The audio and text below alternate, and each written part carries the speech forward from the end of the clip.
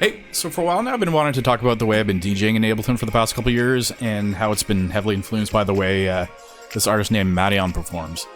And for those of you who don't know, Madeon came out with this song Pop Culture, I guess 12 years ago. The guy was 16 at the time. In this song, he's kind of launching different clips within Ableton, but he's using the Launchpad controller.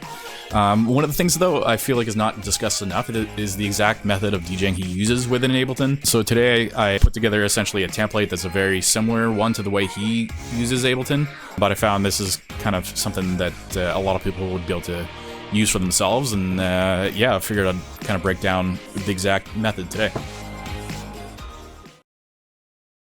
One thing to note is this is not an identical replica to Madeon's setup, it's just very heavily inspired. I'm using an Ableton Push and a Zone K2. The way my setup works here is basically go to my library using this button here, so this yellowy button, and I can scroll the library. All my songs are separated into ALS files. You can also see that it's separated by key, BPM, song name. When I hit the button, it kind of goes into that folder. The whole point is to just avoid having to use the mouse and use the keyboard with Ableton. I find there's a lot of examples online where people have some Ableton DJ template, but a lot of it involves kind of clicking and dragging, basically using your mouse, which I find kind of clunky. Also, I'd like to point out is that everything on this column here has to do with deck B. Everything here has to do with deck A. This is the levels for deck B, this is levels for deck A, and then there's just effects for each. This I more so just want to show the way I'm able to navigate through my library and how the songs are organized, and you can kind of just build off it from there. One thing I'd like to also point out is that I'm using this software called Bome. It's a software used to convert MIDI button presses to keystroke presses. A little bit later in the video, I'll kind of explain exactly how this is being used. We'll get started here. So let's say I want to import the song The Metal Sheet by Fiasco. So I'm gonna import it into deck B. So this button here is my import to deck B button. And you'll see that the songs are broken up into clips, and each clip, when it finishes, it runs into the next, and it's kind of set up in the way that cue points on a standard DJ setup would be used, and so also the way I have all my songs kind of set up is every end of a song kind of goes into a loop. One thing I'll cover later also in the videos is how the songs are prepared and how you can download a song and break it up into the clips here and pull it into a library. It's a lot faster than people would think. With this setup, basically, once you have the song in your library, you can kind of just launch songs on the fly. A lot of people have to do a lot of pre-planning of a DJ set. I just found that kind of messy and kind of took out the element of what DJing even really is when you're trying to, read a dance floor or something. And at least with this, you can kind of pull songs in and out on the fly. If you want to build on this, you can launch drum loops and launch synth loops. Some people don't realize is with Ableton you can set up to have the two different decks here. So you can see while I have it titled deck B, I have it also selected on deck B, and then this one's obviously deck A. I have it set to deck A. And so you see the crossfader here. I have it signed to my MIDI controller here. This is my crossfader. So this is all the way deck B. This is all the way deck A. Also, if you're going to do this, it's probably a good idea to have a sound card that can do 4 outputs. So you can see I have my master output on outputs 1 and 2, and my Q output is outputs 3 and 4, which is my headphones. And you can enable Q by hitting this button, so you'll see it switches between Q and solo. And by default, set to solo, but if you enable all your outputs here, you'll notice that the Q option is now available. But the way I have it set up for my on my MIDI controller here is if I hit this button here, that turns on the cue for deck B. If I hit this button here, that turns on the cue for deck A. So while I don't use it for beat matching, I use it for mostly previewing the song in my headphones and listening to the next part I'm about to bring in. Another thing that I can do also is there's a session BPM. So when I launch the different songs, it'll match that song to the current session BPM. But if anybody's familiar with Ableton and you're familiar with the way songs are warped, this is one of those things that generally people who use Ableton understand. I'll just launch this and kind of go over how it works. So one thing to note is if you want to view the waveform, you have to click right here. And I have this set up for this button here. So if there's another clip that's launched and you kind of lose track of the waveform, so I have this button when I want to look at the waveform. So let's say I want to pull in another song here. What are we gonna pull in? pulling Tokyo Bill, Born Dirty. So the great thing about this is you don't have to spend a whole lot of time beat matching, you know, because it's obviously Ableton.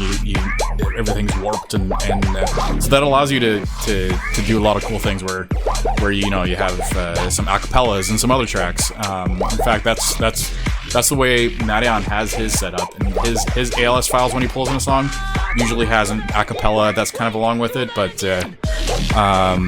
so let's say I'm not gonna wait for this whole 32 bar loop, but if I want to say let's move over to the build up of you know, this song here. I'll launch the outro loop, and then I'll fade out the deck B, and then start on with deck A.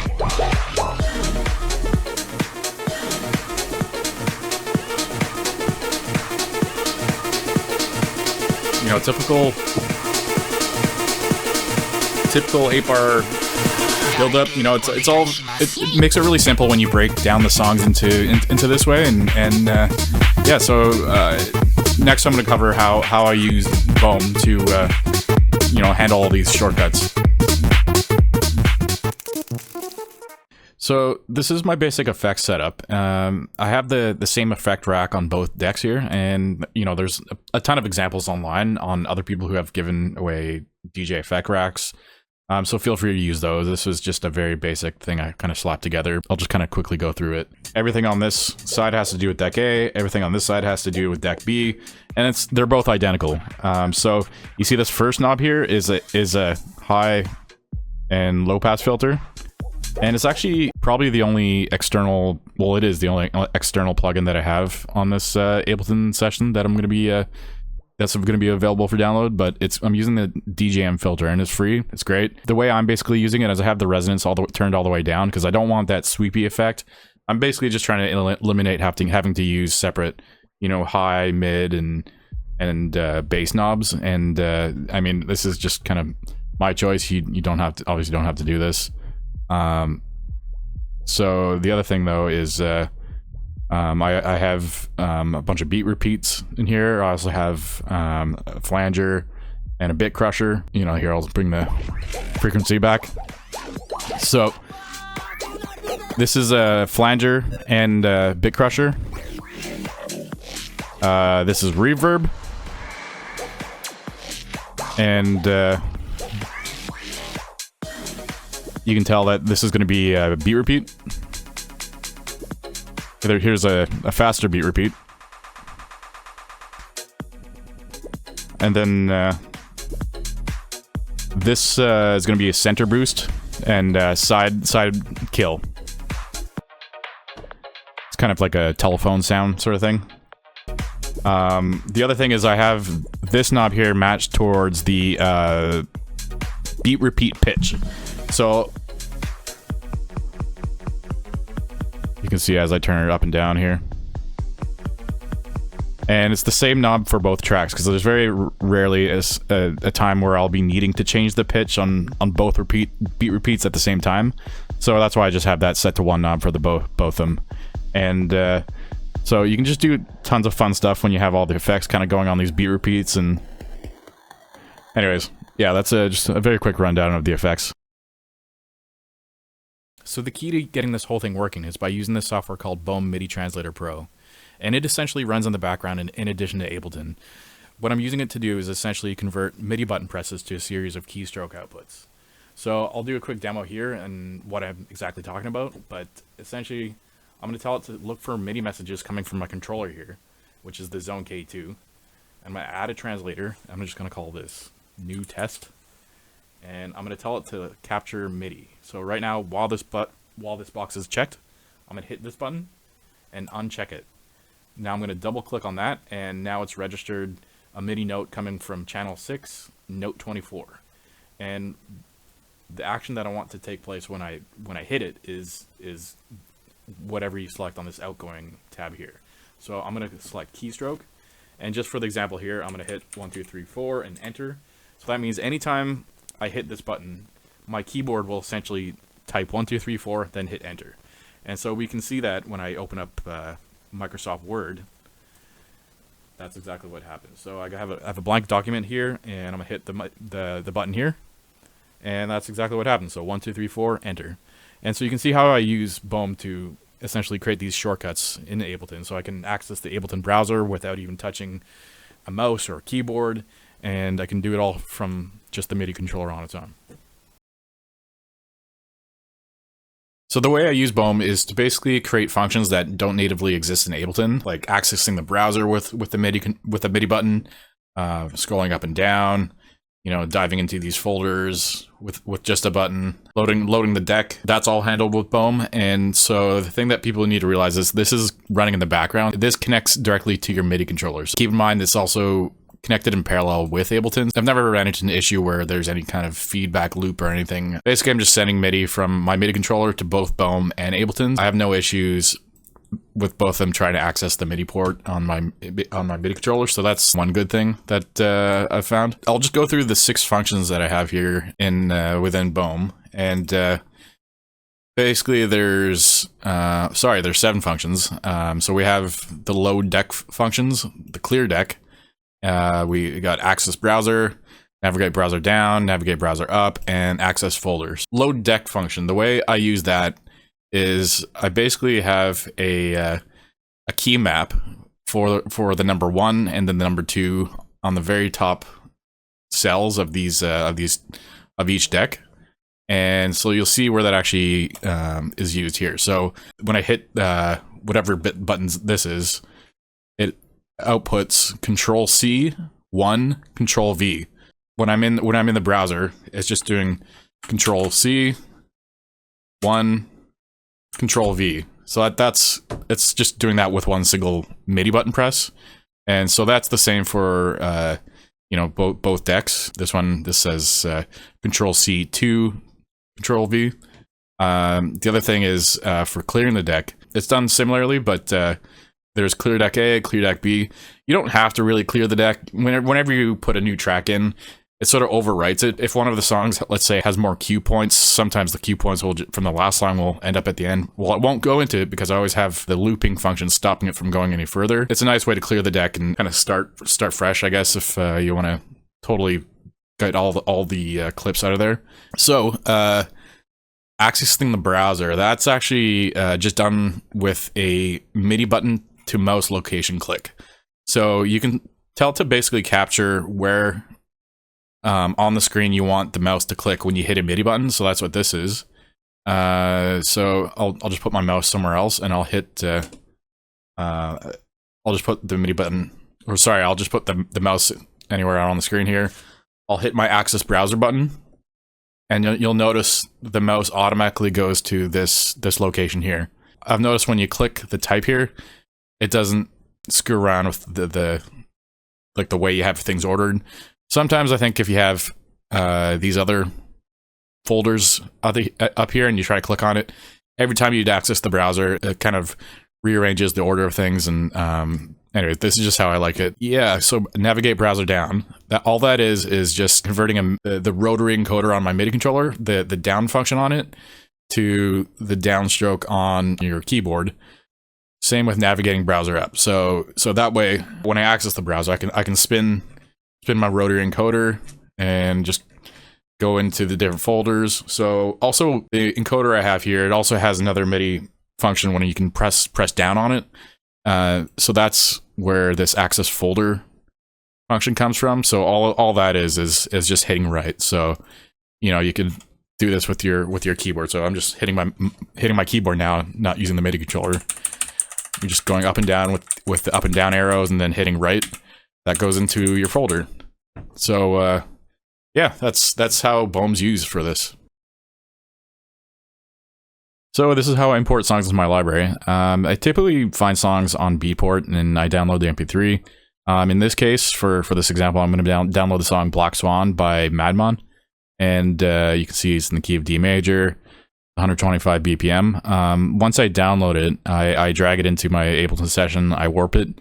And I'm not going to go too far into how to warp. There's a million tutorials online as well that cover that topic. At the moment, it's warped. I have the session BPM set to 125.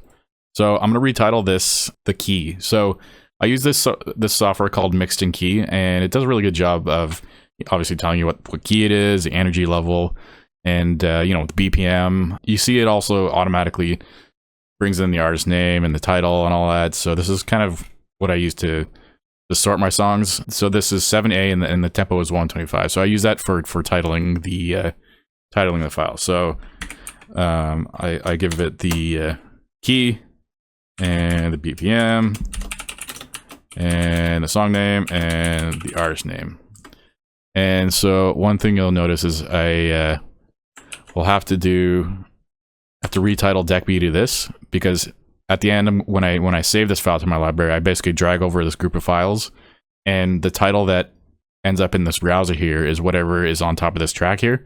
So obviously after I'm done importing songs, I change that back to deck B. The first thing I'm going to do is, just because I've already sort of listened to the track, I've looked at the waveform, so I'll do a very basic breakdown of the different cue points. I'm going to turn on the follow action, so now anytime I copy and paste this clip, it's going to follow into the next clip as soon as it reaches the end of these markers here. And so this is a 24 bar I guess intro. So I'm gonna just add the number 24 there. The other thing too is the reason why I have this naming convention in the first intro clip as well, because whenever I import the song, I can't just have it immediately say like 8 bar build up with no info, just because this song, for example, when I pull it in, you can see the song name. It's not going to automatically retitle the top of the track. And I'm just going to clear that out, create the next clip here. So I'm just going to copy and paste the next bit here. Let's see, that's going to be it's going to be a 16 bar buildup. And yeah, there we go. So here's a 24 bar intro, and then I'm going to just start the 16 bar buildup. And so I'm just going to I'm gonna retitle that. So build up 16, and copy and paste that. And then I think I already see where the interlude is. Okay, so it's right here. And this is the second, I guess, well, first big drop.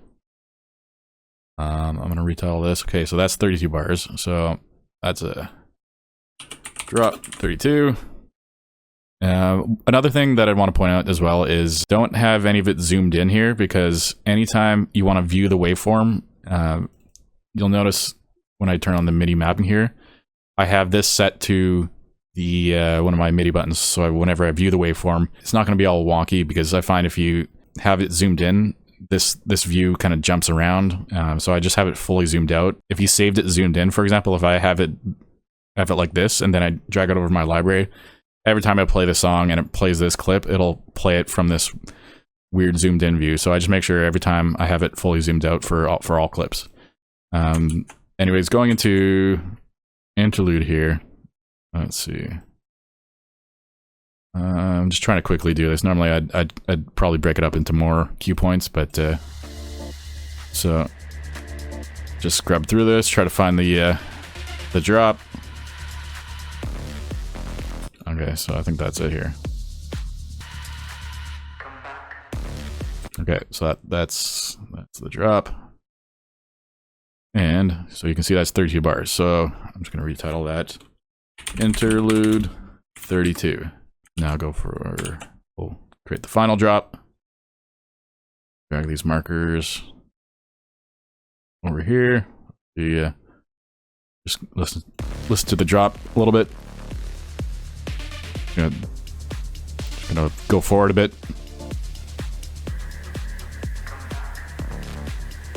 Okay, so I'm gonna try to figure out where the outro is gonna be.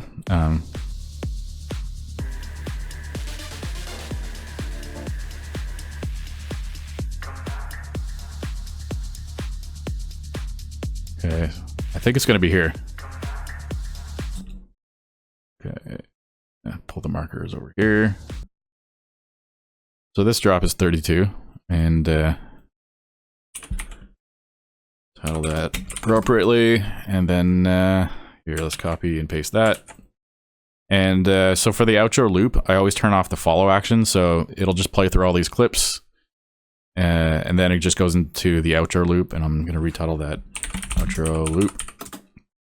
So for this example here, I'm pretty sure this right here would be a suitable thing I can loop, but let's say I don't want to have that crash, and I want to loop just this section, but I want to start from this point here. I can drag this upper locator here, and oh, I forgot to turn on loop, so I'm gonna turn on loop here. Anyways, the outro loop here, you'll notice it'll start, well, it starts from here, it'll only start looping this little section here.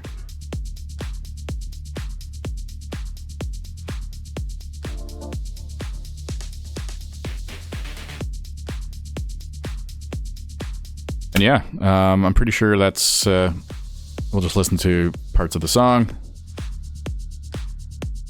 Okay, we'll go into the first build-up. That looks good too. Okay, 32 bar drop. Okay, and 32 bar interlude, 32 bar drop, and outro. So I just kind of did that as fast as I can, but you can also do some fun tricks where, you know, you have a section of the song looped in a really weird way, and you can just have that sitting at the end to be like a one shot.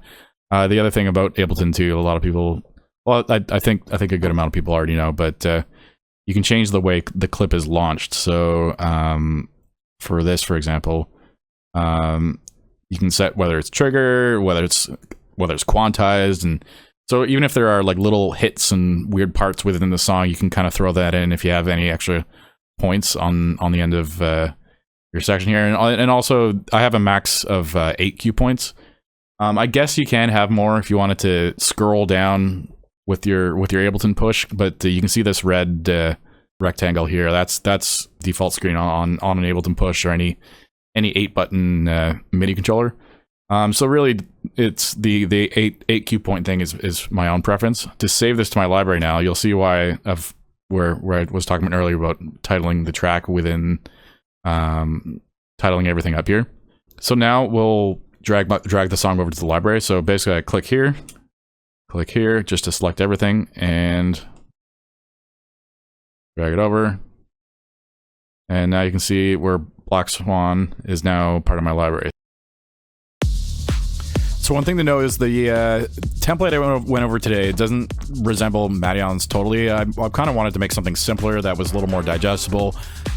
Anyways, his actual template, or well, his session sort of looks closer to this. So his ALS files each come with 2 tracks. So he has 2 groups here, and each group has 2 audio tracks in it. And the second audio track within this group sometimes has acapellas, so you can kind of stutter effect or do whatever you want to the audio effect or to the acapella, and then and also kind of manipulate any one of these 4 tracks. And so you can essentially say he's DJing with 4 decks. But if you want to really learn how he maps his effects, you can go to this guy's YouTube here, Cooper Anderson, and he kind of goes over the exact way Madeon has one of his launch pads laid out, and how he actually kind of launches the different types of stutter effects, and yeah, I feel like that's a pretty good video to reference. But you can see in this example here, so I have the build up for this last song we just brought in, and let's launch it with this Smells Like Teen Spirit.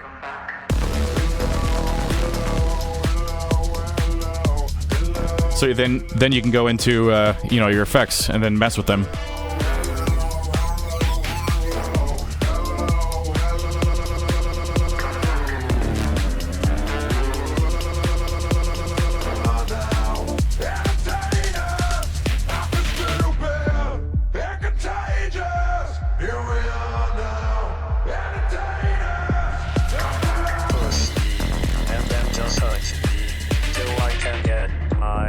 satisfaction. Anyways, I hope you learned something today, and again, this is a two-part video. The first part of this video is a performance, so anyways, you can view that. The link is below, and if you want any of the downloads, if you have any questions, you can reach out to me on Instagram, and I'll be happy to answer them. Peace.